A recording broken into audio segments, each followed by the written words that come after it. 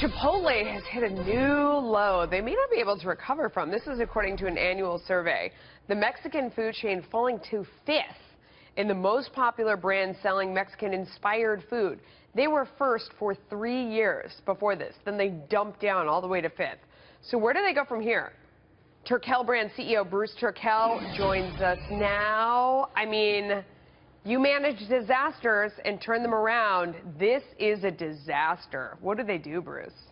The biggest disaster, my biggest fear, is to be on a show talking about fast food with you. If I say something bad about fast food, I know you'll jump all over me.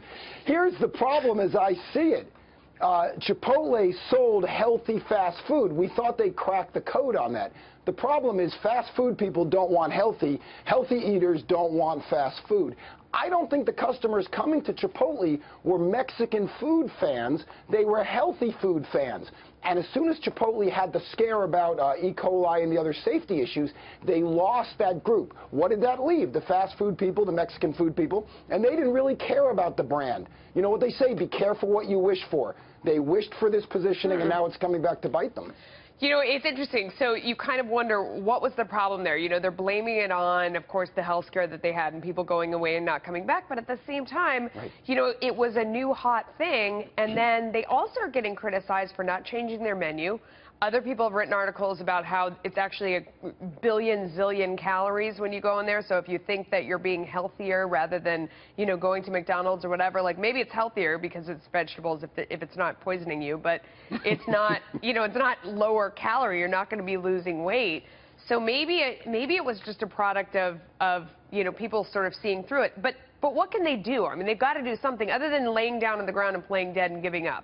What could they do?